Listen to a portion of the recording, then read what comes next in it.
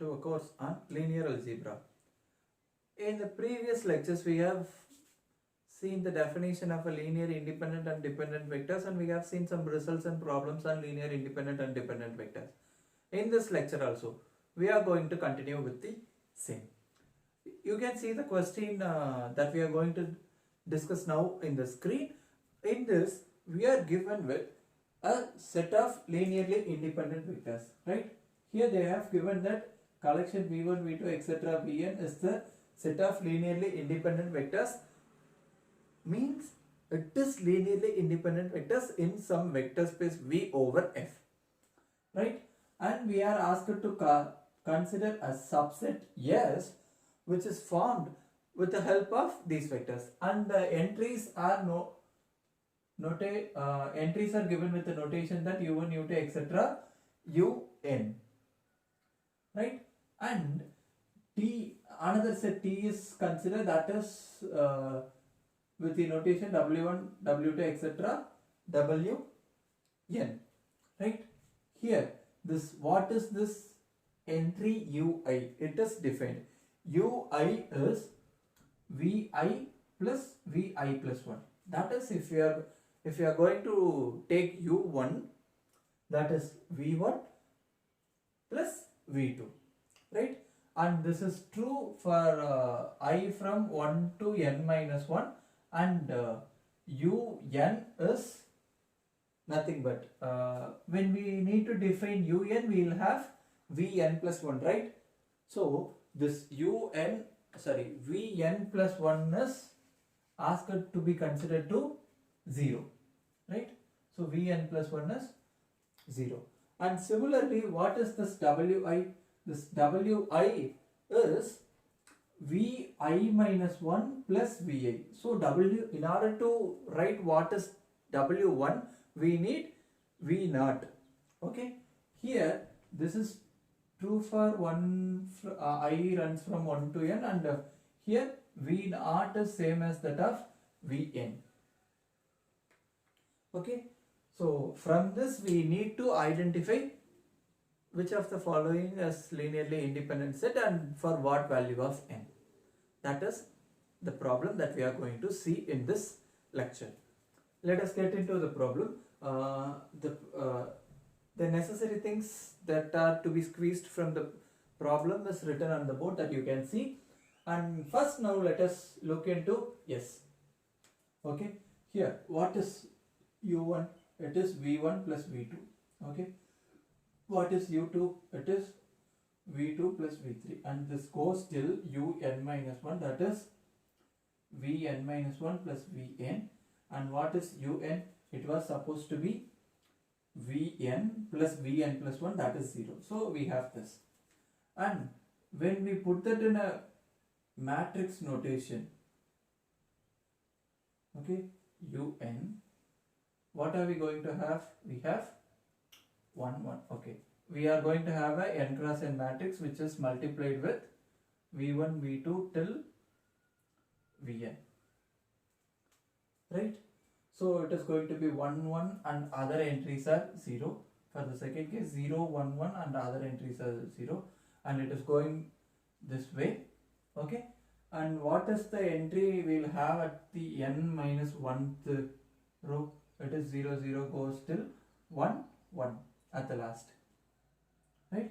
And finally we will have this case.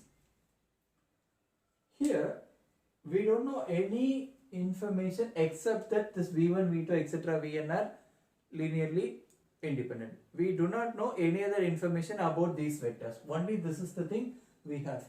In the previous lectures itself we have seen that if this matrix, okay, if this solution is going to give you a unique solution, which means what? You will have a solution, unique solution for this case. Therefore, you need to check for the rank of this matrix. What is the rank of this matrix? And when you try to find out the determinant of this, it is obvious, because you may notice that it is an upper triangular matrix. All the entries below the diagonal elements are 0. Hence, the rank of this matrix, if I denote this matrix to be A, here the rank of the matrix A is n, which is same as that of the number of vectors which are to be checked for linear independence. Therefore, whatever may be the value of n, this is a linearly independent collection of vectors, right? And similarly, let us look for the W case. What is W1? It is W0, which is Vn, right? So we have V1 plus Vn. What is W2? It is V1 plus V2. W3 is V3 plus, sorry, V1, V2, it is V2, V3, okay? And this way it goes till Vn minus 2 plus Vn minus 1, and Wn is Vn minus 1 plus Vn. Okay, when you are about to put this in a matrix notation, okay, it is also some n cross n matrix which is just multiplied with V1, V2, etc. Vn. Okay, and what is W1? It is 1 in the first entry and 0, 0 till last entry is 1. Okay, second we have 1, 1, 0, 0, 0, 0, 1, 1, and other entry is 0. Okay, it is going this way, and the last entry is going to be what? 0, 0, 0 till 0, 1. Okay, and this is the matrix for which we need to check the rank. Okay, how do, we don't know the value of n as of now, but still we are trying to find out the rank. But here we may notice something. If you decide to leave first row and first column, the matrix becomes what? The matrix becomes a, that is my n minus 1 cross n minus 1 matrix. N minus 1 by n minus 1 matrix is a triangular matrix. So when we try to find the determinant, it is easy to, because we just need to multiply the diagonal entries.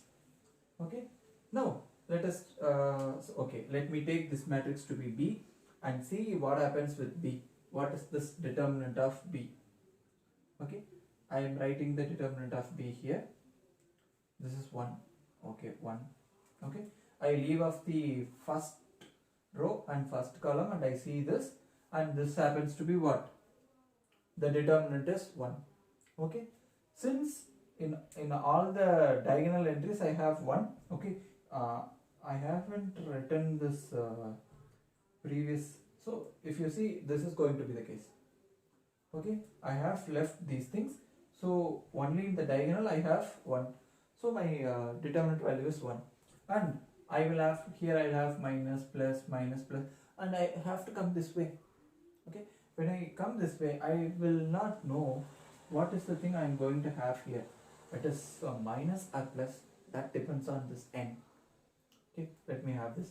I leave off these things and see, I leave off this column and this row and I see, still it is what? It is an upper triangular matrix. In the previous case it was a lower triangular matrix. In this case it was an upper triangular matrix, but here also this is 1. So the determinant is going to be either 2 or 1, and I don't know, still I have something to be filled here. Okay, when it is a 2 cross 2 matrix, what is the thing that we fix here? Minus. When it is a 3 cross 3 matrix, we have plus. When it is a 4 cross 4 matrix, we will have minus. So when the n value is, the order of a matrix is even, we have minus. So even has to give you minus, in the sense you will have to subtract 1 or add 1. Okay, now you will have to see, determinant of B is going to be 0 when your n is even. Okay, and is non-zero if n is odd.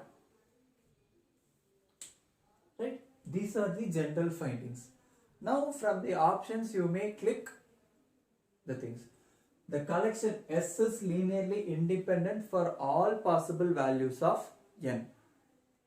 Okay, and the collection T is independent only if n is odd. So with this you may select the options, and for the last option we have one more thing for which I would like to state a property now that you can see on the screen. If you are going to add or subtract a vector from the collection of vectors, okay, if you are going to add or subtract a particular vector in a collection of vector, the linear dependence or independence is still remained. Okay, the same vector you will have to either add or subtract from all the vectors, but still the set is linearly independent if it was linearly independent, and is dependent if it was linearly dependent. Using that idea, now you may check the last option. Thank you for watching.